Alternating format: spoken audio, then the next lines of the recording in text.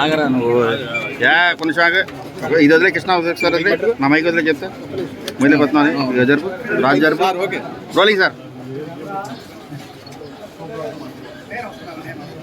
పవన్ కళ్యాణ్కి హెచ్చరిక జారీ చేస్తున్నాం. నీ ఉడత ఊపుళ్ళకి నీ చెంచాగాళ్ళని పంపించినంత మాత్రాన పేరుని నాని కానీ వైఎస్ఆర్ కాంగ్రెస్ పార్టీ కానీ నీ ఉడత ఊపుళ్ళకి ఊగేది లేదు, గడిచేది లేదు.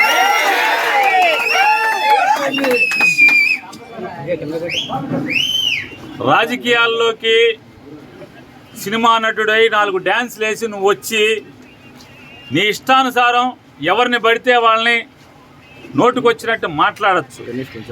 నోరుకి అదుపు లేకుండా ఏది పడితే అది మాట్లాడచ్చు. ఒక సిద్ధాంతం ఉండదు.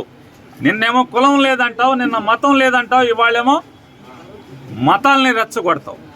హిందువులందరూ బయటికి రండి, అదే చర్చిలోనో మసీదులోనో ఏదైనా జరిగితే వాళ్ళందరూ రోడ్డెక్కరా, వాళ్ళకు చూసి వాళ్ళకున్న ఐకమత్యం కూడా హిందువులకు ఉండదా అని మాట్లాడుతుంటే ఈ రకంగా సమాజంని కులాల పరంగా మతాల పరంగా ఎన్నికల ముందు వరకు కులాల పరంగా రెచ్చగొట్టి ఇవాళ మతాల పరంగా రెచ్చగొట్టేటువంటి దౌర్భాగ్య నీచ రాజకీయాలు చేస్తున్నటువంటి పవన్ కళ్యాణ్ని ఎండగట్టాను.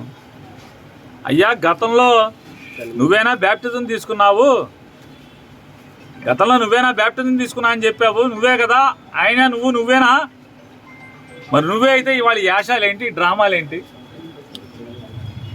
అంతకుముందు యాషాలేంటి, అంతకుముందు భాష ఏంటి, అంతకుముందు డ్రామాలేంటి? ఇవాళ ఒక బాధ్యతాయుతమైనటువంటి ఉప ముఖ్యమంత్రి పదవిలో ప్రభుత్వంలో ఉండి బాధ్యత లేకుండా ప్రవర్తించటం ఇది సిగ్గుమాలినతనం కాదా అని నేను ప్రశ్నిస్తే, నిన్న మధ్యాహ్నం నేను ప్రశ్నిస్తే ఆర్గనైజ్ చేసుకుని సిగ్గు లేకుండా ఒక 50 మందిని పోగేసి తాగిచ్చి మా సందు మొదట్లోకి వచ్చి 4 కేకలు వేస్తే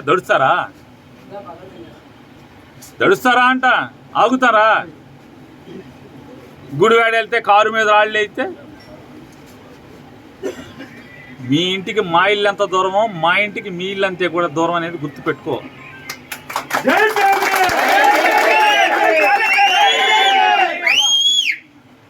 రెచ్చగొట్టి ఆర్గనైజ్ చేసి తాగిచ్చి తాగుబోతుల్ని కిరాయి రౌడీల్ని మా సందు మొదట్లో కూర్చోబెట్టి 4 అరుపులు అరిస్తే నువ్వు వాళ్ళు డౌన్ నాని అంటే ఈ మా వాళ్ళందరూ కూడా 400-500 మంది, నీ దగ్గర 50 మంది ఉంటే వాళ్ళు 400-500 మంది చేరారు, డౌన్ పవన్ కళ్యాణ్ అన్నారు. సిగ్గుపోయింది నీకే కదా. మా ఇంటికి వచ్చి మాతో తిట్లు తిన్నది నువ్వే కదా. నువ్వు డౌన్ ఒకసారి అంటే మా వాళ్ళు 100 సార్లు అంటారు డౌన్ అని. అలాగే మచిలీపట్నం పోలీసులకు కూడా హెచ్చరిక చేస్తున్నాం. ఈ రకమైనటువంటి తప్పుడు ఉద్యోగం మీరు చేయటం మొదలు పెడితే ఖచ్చితంగా బందర్లో హింసా రాజకీయాలు మొదలవుతాయి. పిల్లిని కూడా గదిలో పెట్టి కొడితే తిరగబడి ఒళ్ళంతా పీకుతుంది. మేము శాంతి కాముకులమే అవ్వచ్చు, అయినంత మాత్రాన ఈ రకంగా ఇళ్ల మీదకి రౌడీల్ని, కిరాయి మనుషుల్ని, తాగుబోతుల్ని తాగిచ్చి పంపించే పరిస్థితి వస్తే నీకు 50 మంది ఉంటే మా దగ్గర 100,000 సంఖ్యలో ఉంటారు. పోలీసుకు కూడా చెప్తున్నాం,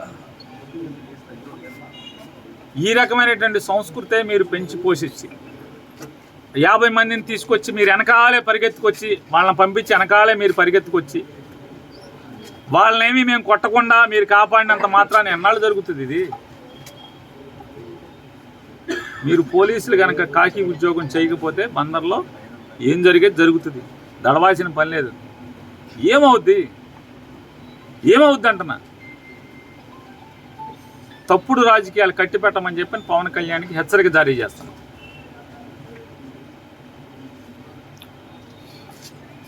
ఎవడు దడిచేవాడు లేడు. ఖచ్చితంగా నీ తప్పుడు రాజకీయాలని, నీ డ్రామాలని, రాజకీయ డ్రామాలని మొన్నటిదాకా కులం ఏంటి, మతం ఏంటి